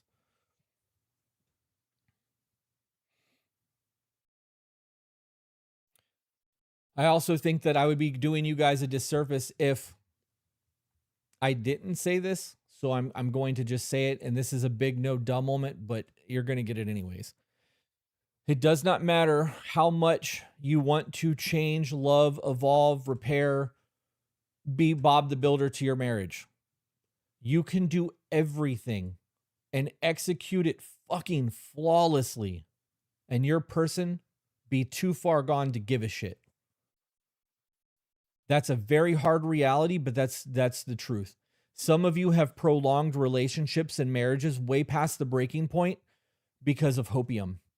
Because you believe that one day they're going to just see you in the right light and they're going to go, oh my God, I realize I've been treating them poorly and I love them and I don't want to lose them. If that was the case, something would have changed by now, right? Like, that's fairy tale shit. You guys watch too much Disney and fucking Lifetime movie channel. Too much Christmas Carol type movies. Like, that's just not a thing.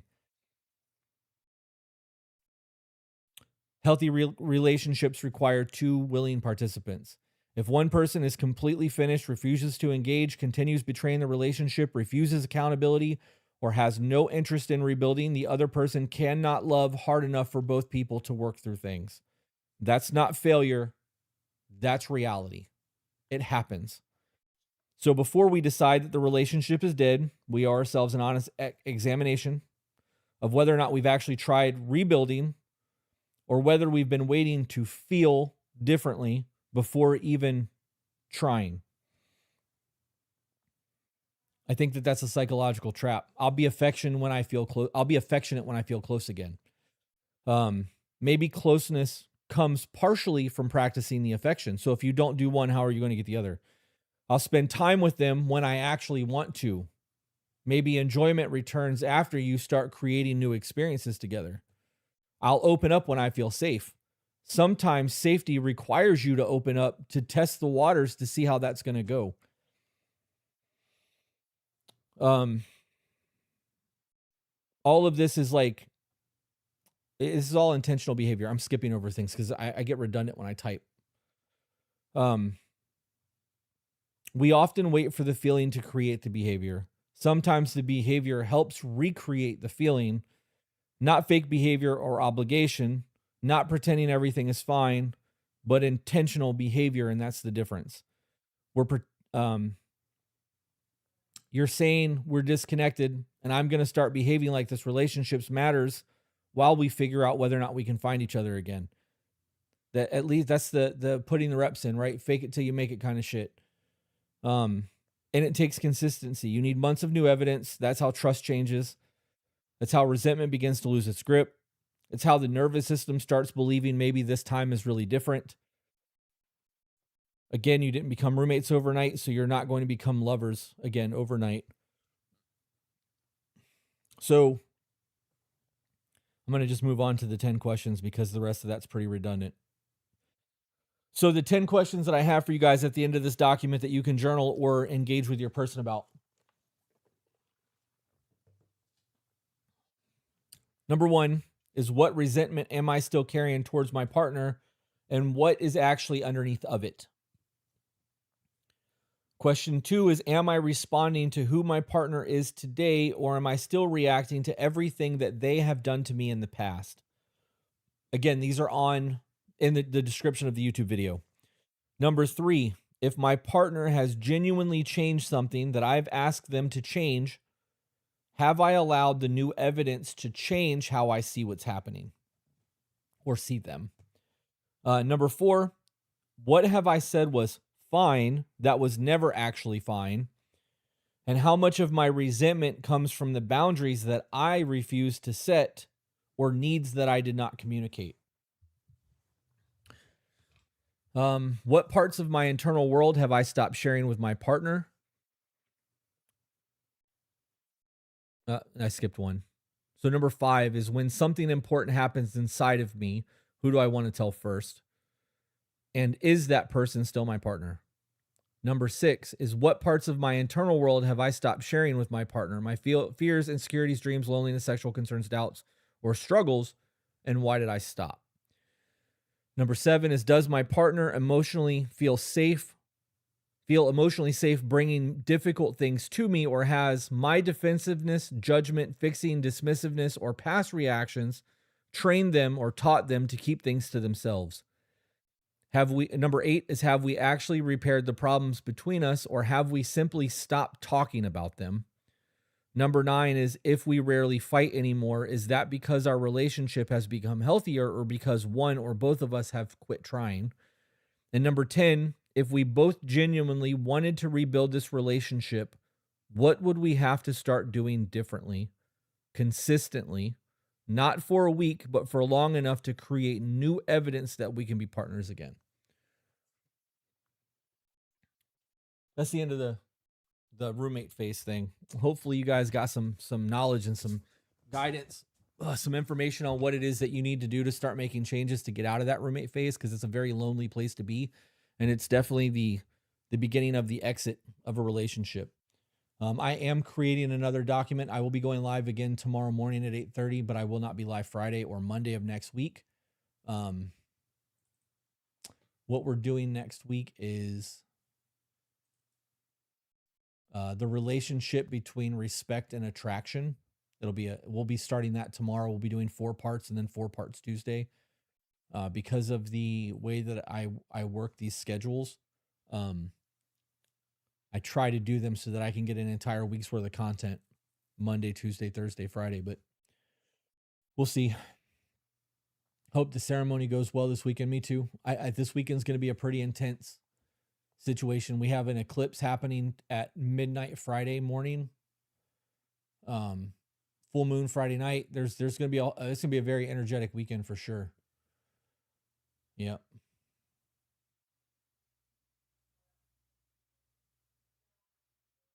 Are the questions in Discord? I think somebody posted them. If not, again, they're in the description of this video. You just copy and paste them or type them out. I can post them afterwards in Chris's corner when I get off the computer, when I get off the live. Yeah.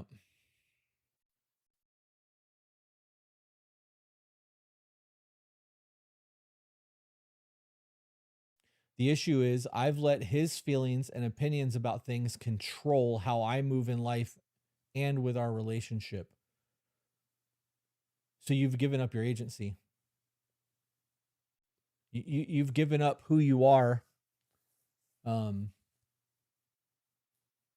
is getting along to get along. Eventually, you're going to look at yourself in the mirror and not recognize who you are. You have to have your joys. You have to have the things that light you up, guys. You have to have a purpose in life, and your purpose can't simply be your partner.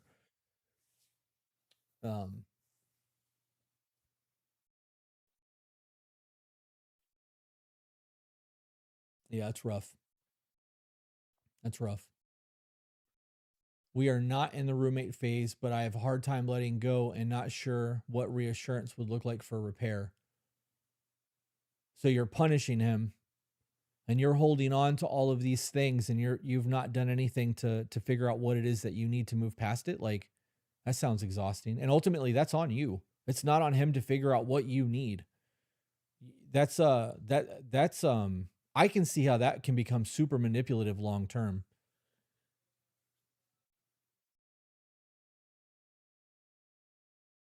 Where is the step to get that back? I have been a people pleaser my whole life. That comes from trauma. Did you see that there is a Game of Thrones game that got announced at GameCon last night? I did not.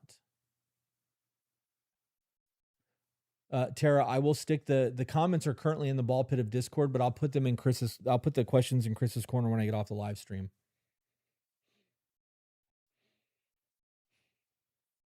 You guys want to stop becoming people pleasers? If you're a people pleaser, you have a whole lot of people in your life that are taking advantage of you. You are a prey animal, right? You are going to be affected by every predatory person that can ever come into your life, because they see you for what you are and they see the way that you give and the way that they can take, and it creates a whole lot of fucked up relationships with people because they know that they can push and push and push, and you're going to go and give and give and give. You have to develop self-esteem. You have to establish boundaries. You have to celebrate your victories. You have to be okay with losing people in your life. If somebody is constantly taking advantage of you, abusing you, treating you poorly, and you just take it, and you're unhappy and you're being abused and you're hurt, wouldn't it be better to lose them in your life than continue to live that way in the first place? Like, the people pleasing thing is hard. Maybe I need to do something on people pleasing.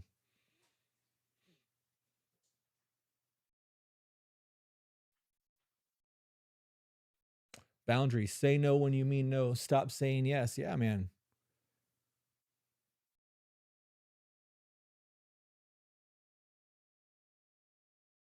I'd have to really do some research on that because I'm not a people pleasing person.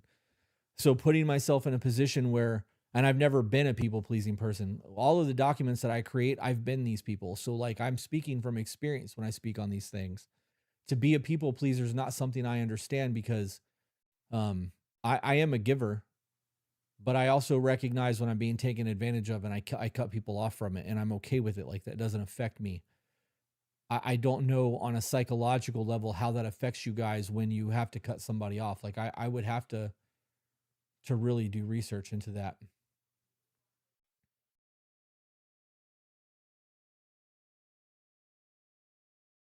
I was a people pleaser for the longest time. It took a DV situation for me to finally put myself first. You hit rock bottom. You know what I mean? There's a catalyst. Everyone has catalysts where the change happens in your life. Good luck, Jenny. We'll see you soon. Anxious, preoccupied attachment explains people pleasing. There you go. The attachment styles are not my forte. That's more of a Peaches thing. My husband's word vomit, yes, and hates it about himself. I just started one day to cut people off. I don't know how to help him. He asks all the time. He's got to set boundaries. He needs to learn his non negotiables. Ask your husband if he knows his core values and non negotiables. If he has his non negotiables and his core values and he understands what they are, once you've solidified that, it changes the way that you live your life because you have direction. I'm not going to tolerate liars, thieves, and pedophiles, right? Like, once you have that in your head, the moment someone lies, you clock them as a fucking liar and you can't do it. So,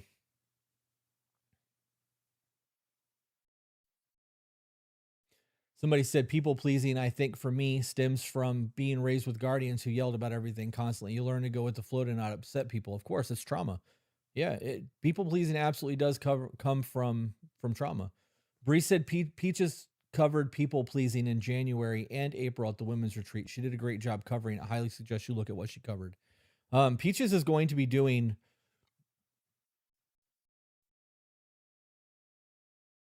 we are both going to end up doing seminars that we sell digital where we do Zoom calls and we replay what we did at the men and women's retreats, and it'll be open to both men and women. So it's not like it's not gender specific, but we are going to sell those spots and redo those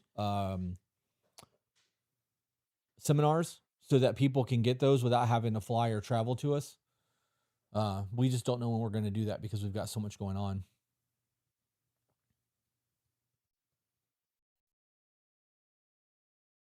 My partner and I laugh in bed until we're crying, and afterwards, it's like a release of energy. It feels good. Yeah, it's a purge. Laughter's a purge.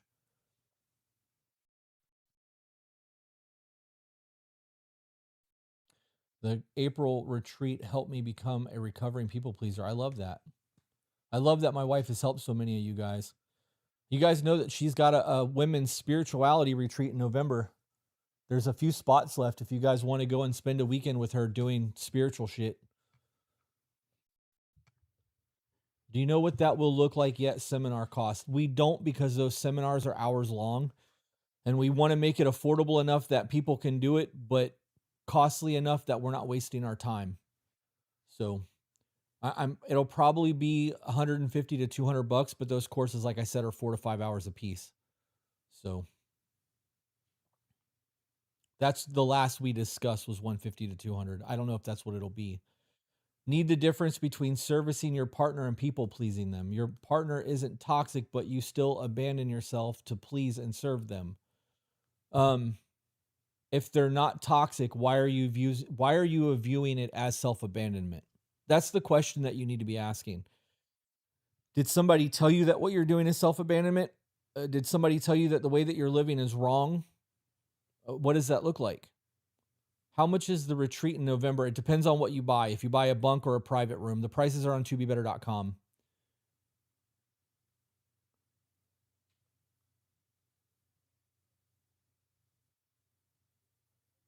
Those seminars that we do will be done on Zoom too, so you guys will be able to ask questions. It won't be a live stream. And I think that once you do it, we'll probably post it, make it private, and then email the link out so that you guys can log in and rewatch it if you want to. But it'll be done by your email, so you won't be able to share it with other people. I think it would be good and helpful for me and the relationship and the family if I got away for a weekend to help myself. Yeah, I bet it would. Self-improvement goes a long way.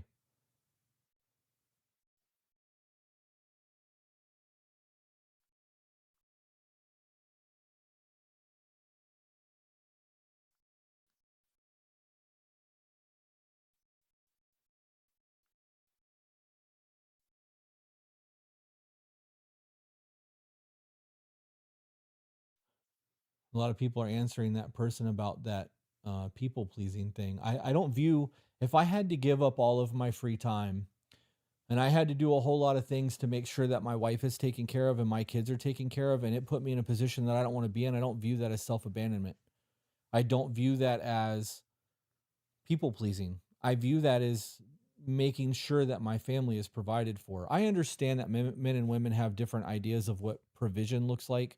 I know that the narrative in the social media sphere is that provision is finances, and that's definitely part of it. Provision is more than just your finances. It's security, it's spiritual safety, it's mental security. There's a whole lot of things that goes into provision besides simply money. And if I have to give up of me to make sure that the people that I love are taken care of, that love and those people mean more to me than this little bit of thing that I've got going right now. Like, I'm going to put myself in uncomfortable positions or dangerous positions to make sure that they're taken care of. Now, I understand that women's nourishment and women's provision is different. Maybe you guys think that, I mean, real shit, y'all have been brainwashed. Men are being brainwashed now too, but ladies, you guys have been brainwashed a whole lot longer than we have. You guys have been dealing with multiple waves of feminism, and I'm watching women talking about throwing their babies in wood chippers on TikTok now, and like, you guys, the attack on women is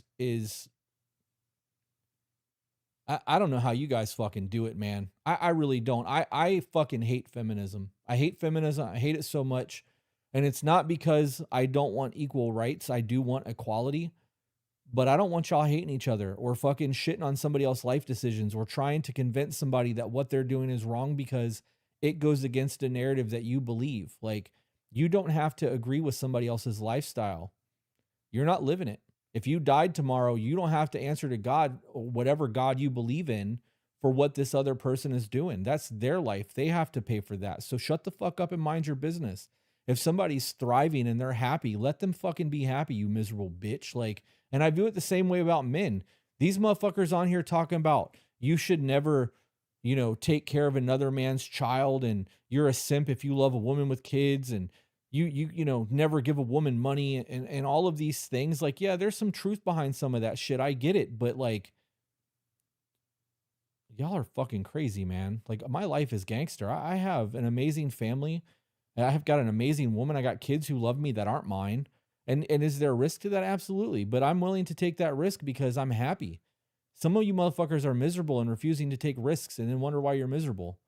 You guys get to the point where some of you finally get to the point to make a little bit of money in life, and you hit the six figures and you're making $100,000 a year, and you think you've made it. $100,000 a year is not a lot of money. It's not. Like, that's lower middle class right now with the way the economy is and the way inflation is and the devaluation of the dollar. $100,000 ain't shit. You got real low expectations if you get there and get comfortable and quit. I think you should be working a whole lot harder than that. You should have aspirations and dreams and trying to fucking build. And it's no different with your family. You get a woman to move in or a man to move in, and you think that you're playing house and things are good enough. Now it could be better. Why are you settling? Why are you making it so that this little bit of heaven is all you have when you have an infinite possibility to manifest the world around you and build something truly incredible? Comfort makes you motherfuckers quit. You get scared. Those mothers should be investigated. Those mothers should be arrested. Every one of those women who have posted a TikTok talking about throwing their kids in wood chippers or pouring water on them or joking about throwing pillows at them or any of that shit, they should have their kids taken from them and put into fucking adoption or some shit. Like, they 100% should not fucking have access to those children ever again. The things that I have been seeing on TikTok it's fucking disgusting to me. Like, I don't know, man. TikTok is its own set. It's like it's its own.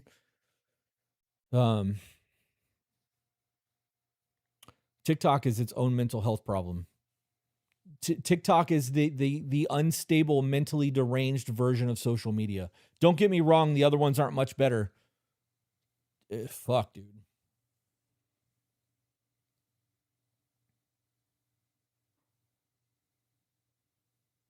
Yep, I hate it.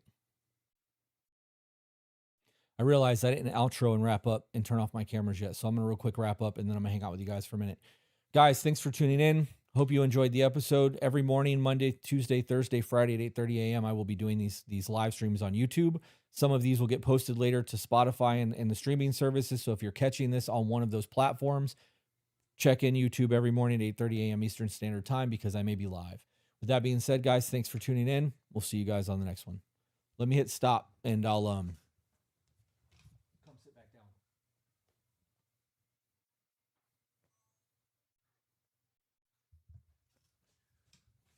I seen a video where a mom left her 7-year-old daughter on the porch crying, told her to put on shoes on the bus. We'll be there soon. Killed me. You can tell that baby was in distress. Wow. That's crazy. And she recorded it for content. Like, when you guys think about that, like, these people are more interested in having internet attention than raising their children. We're in a real strange phase in life right now. There's a part of me that believes that, like, Earth is in a very strange power struggle for good and evil, good or bad. That's not the right terminology. The right terminology is positive or negative polarity, because I believe the Earth is getting ready to shift into a fourth density planet. Some of you understand the law of one. You may understand where I'm going with that, but I do believe that we are on the cusp of something. And because we're on the cusp of something, I believe that we're seeing a whole lot more ugly and hurt and deranged shit happening to try to disrupt that. Because when you are on your position to level up and good things are coming, negative things are going to try to stop you and prevent that thing from happening. Harmony sent a super chat, guys. Super chats will always get interrupted. I always wished there was a required parenthood test, like a driving test. I mean, I think that gives the government too much power, and that's the only reason why I don't agree with that. But I do agree that there should be some sort of test. I do. I just don't like that the government would have a power over that.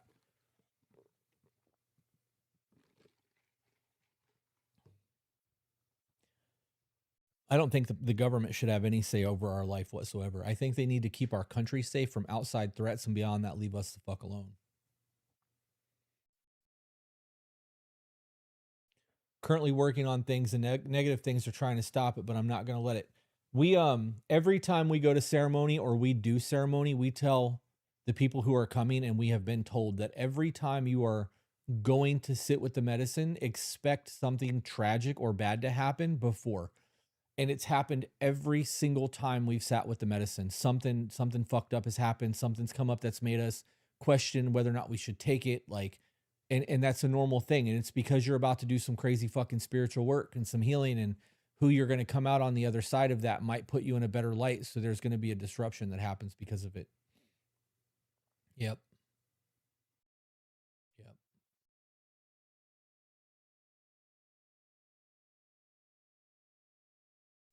Yep. 136 people still rocking with me. I wonder what this is doing for our YouTube view time and revenue doing all these live streams. How do you guys feel about the whole DNA test for men and women when babies are born? Do you think that, are you for or against a mandatory DNA test? Because Peaches and I got a whole lot of hate for that, because we said that in the event that we ever had a kid, both of us would have a DNA test. And I am pro DNA test for everyone. What happens if you get a baby that's not yours from the hospital? What happens if you do a DNA test and find a genetic defect that you missed from the parents that you didn't know was there? You know what I mean? Like, there's a whole lot of things that go into that. And I understand that, like, it could be problematic for people who may have fucked around on their partner, but, like, I mean, at that point, that you kind of got what you deserved, right? There's a whole lot of things that could get involved with that. We got a whole lot of hate over that. People got really fucking mad at me over that, saying I didn't trust Peaches and this relationship's a scam and she should leave me and all of that shit.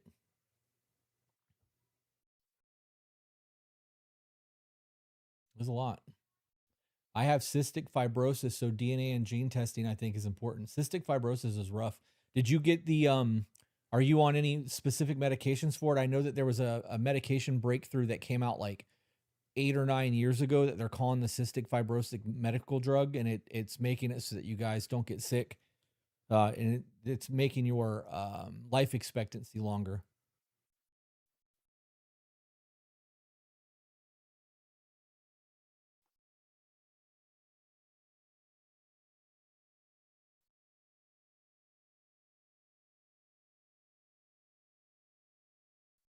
DNA test to prove you're the dad or to help with medical problems that maybe weren't found. How about both? Why, if a mom can know for sure that that baby's hers, why can't a dad?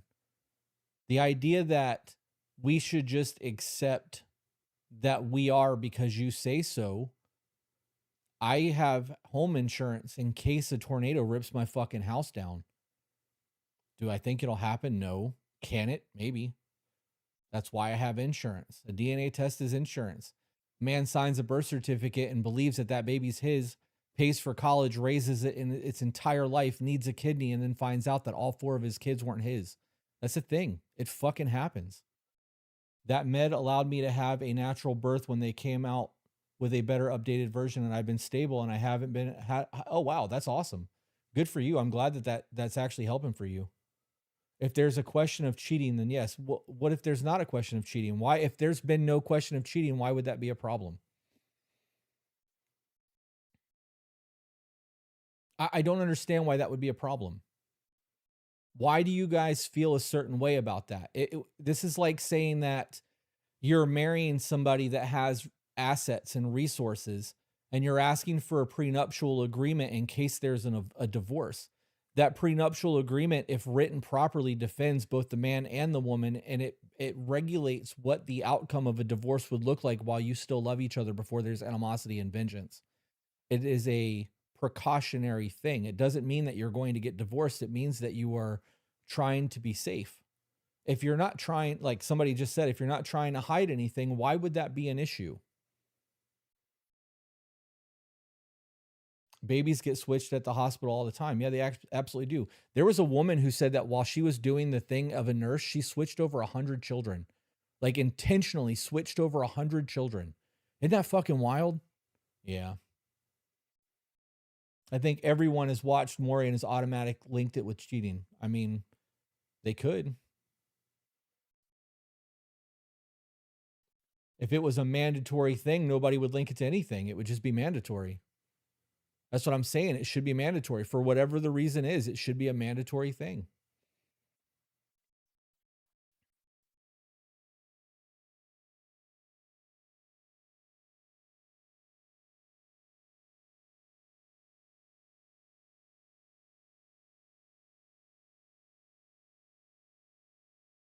We had been together for 6 years and had been actively trying for a baby. So if he asked for a DNA test, I'd be upset we were in this together. That's your version of it, right? That's your opinion. That's the way that you view it. It doesn't mean that you weren't stepping outside of the marriage because maybe he was infertile, and you wanted to get pregnant. So you found a man that had his character traits and slept with him. I'm not saying you did that, but that's a thing. Like I don't understand why people get hung up on this. I really don't. You know, when Peaches and I got married, before we got married, we got a prenuptial agreement because I had assets and she didn't. And during the prenuptial agreement, I was like, look, I'm in this forever. Like I will never leave you. We're not talking about divorce. This isn't a thing. But in the event that things don't work out, what are some of the things that you want to see so that you are secure and you don't have to struggle while trying to get back on your feet? And I listened to everything that she had to say, and I put it in a prenuptial agreement. And I gave her everything that she wanted. Literally everything she asked for is in our prenup. I'm not offended that that's a thing. I'm not worried about her asking me for these things because I don't believe that we're ever going to divorce. I don't think that we'll ever discuss that. I don't think that we're ever going to have a fight bad enough for that to be a thing. So having a hypothetical situation and her having security means the world to me. She now knows that in the event that really fucked up things happen and something in our life falls apart, she's taken care of. It's no different than me putting money into the Roth IRA for her or looking at health insurance to make sure in the event that I die, there's money for her. Like, this is precautionary things. You guys get hung up on the emotional aspect of things too much. There's a level of security in knowing for sure that it's his. What if you have a baby that looks somewhat unlike his father and his entire life he's wondering if that baby's his? That DNA test removes that entire insecurity right off rip.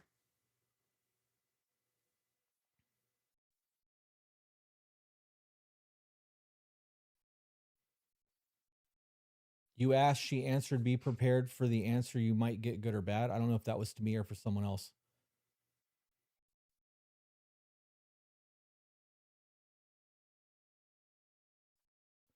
I have friends who had prenuptials that screws her over. That's because she didn't take that prenuptial agreement to a lawyer. Um, I got to be honest. I think that most people don't understand what a prenuptial agreement is. They think that it's a way to just protect assets. Prenuptial agreements are supposed to be a agreed upon set thing in the event of a dissolution of marriage. So, or a divorce. If you have somebody that's moving into a marriage that has $10 million and they get married, that $10 million is still theirs. The wife or husband doesn't get any of that money. That's what they call a premarital asset. Everything that happens during the marriage, houses that are bought, cars that are bought, joint savings accounts, joint accounts, period, things that are purchased, those things then get sold, the money gets split, and it's 50-50. That's a prenuptial agreement. But everything that a person has, business, houses, properties, real estate, whatever, that they have going into the marriage, that is a premarital asset. And unless you have really good lawyers and you don't have a prenuptial agreement, that shit's not getting fucked with anyways. Having a prenuptial agreement is a great way to argue the terms of the divorce before that's ever going to happen, and you are still madly in love with each other. We have, I have two friends that are divorce attorneys, and some of the conversations that I've heard from them and the things that they have been done are absolutely fucking insane to me. Yeah. It's like a will. No, it's more like a trust. So a will, we're really getting off topic of everything here, but a will is not, a will is contestable, right? If I created a will saying that when I die, one of our kid gets everything and the other one doesn't get anything, the kids can argue that in court and they can sue each other and legal battles and sell off real estate. And like, there's a whole lot of ugliness that can happen with a will. If you set up a trust and you put everything that you own into a trust, then you assign a grantor or a trustee to handle the trust. When you die, the trust owns everything. The person that controls the assets of the trust gets passed to the next person, and there's no tax responsibilities. So if you have a $5 million estate, you've got land, you've got cattle, you've got cars, you've got businesses. If the estate, the trust owns everything, when it gets passed down, there's no transaction of property or assets. The trust still owns it. The only thing that's changed is the person that controls the trust. So the government can't tax it. There's a whole lot of legal protections there. So if you are somebody that has the need to write a will because you have assets, get a fucking trust. Put everything that you own in the trust, literally everything, your cars, your house, your clothes, everything. And then name a trustee. And whoever it is, when you die, they have full control over the trust. That's where you want your shit to go. In your trust, if you want things specifically to go to specific people, you can put that in the trust, and it's a legal agreement. They cannot contest it. It goes exactly where you wanted it to go. That's a whole ass different thing. Yeah, whole ass different thing. I think the question was, can prenups be revised or updated? That was a different question. That's not the one I was answering. I don't think they can. I think the prenuptial agreement has to be done before the nuptials, prenuptial. It's got to be done before you exchange your vows. You might be able to update it after the fact. I don't think that you can, though.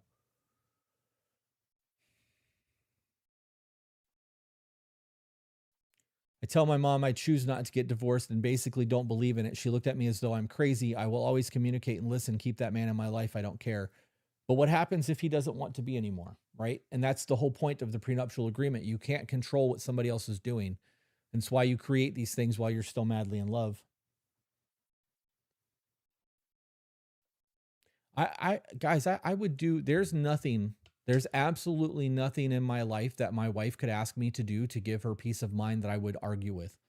And I gotta be honest, even if I thought she was being crazy or if it hurt my feelings, knowing that she needs peace of mind and reassurance, my wife is not a crazy, needy, psychotic person. She's not somebody that makes me validate her existence every minute of every day. So if something comes up where she's feeling uncomfortable or uneasy about something and needs that reassurance, it's nothing for me to give it to her. If I was doing something wrong and trying to hide shit, that might be a different conversation. But that was on the DNA thing. What happens if the trustee didn't give your part of the trust? I have so many questions about the trust. What do you mean if the trustee didn't give your part of the trust? What do you mean by that? If you are listed as something within a trust when somebody dies, you literally just take that to the lawyer or the court system and say, I was promised this in the trust and I have yet to receive it. And it will be forced to be handed over.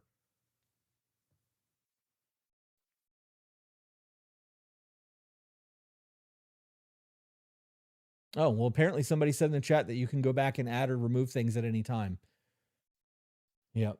I heard somebody say that somebody at one point signed their prenuptial agreement left-handed, even though they were right-handed, so that the signatures didn't match and they were able to contest it in court afterwards. It fucking wild to me. I don't know if that was actually true or not. It's just something I heard. It's crazy to think about, though. Make them sign both hands. I need your left and right hand signature, please.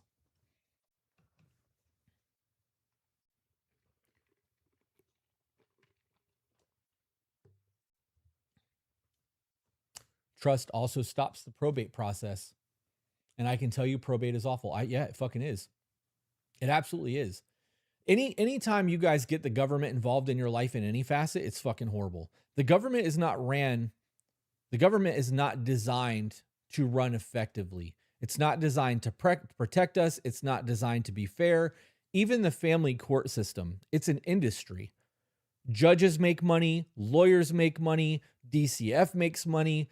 Everybody that's involved in the civil court system that is dealing with litigation and family courts are making hundreds of billions with a B dollars a year. It is a massive, massive industry, and it's designed to fuck you. You get two lawyers that drag on a court case for 5 years, and you end up paying them $300,000 or $400,000 over the course of the 5 years.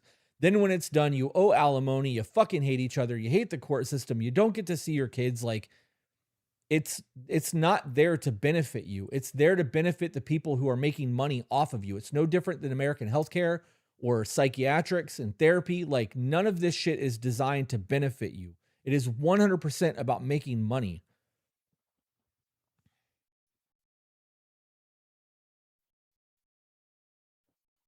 Yeah. Yeah. My in-laws didn't prepare, and now we're left picking up the pieces and dealing with probate. It's expensive. I fucking bet it is. And the amount of people who just walk away from that shit and allow the government to take over everything. Like, I've heard people walking away from estates because the people that were fighting about it never came to resolution and got so behind on taxes and shit that the government came in and was like, hey, you haven't paid property taxes in 3 years, 6 years, or whatever it is, and they take the money. The property. It's a fucking mess, dude. It's a mess. Sure as fuck is. Sure is. I'm going to wrap up, guys. This has been the 2-hour mark. I'm going to go do some other stuff. Depending on what the rest of my day looks like, I may pop back in and do another live later today.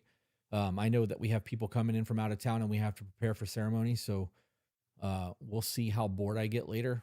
And if I'm bored, I'll be back. That being said, guys, thanks for being here. See you guys tomorrow morning, 8:30 a.m. Eastern Standard Time. Have a good day.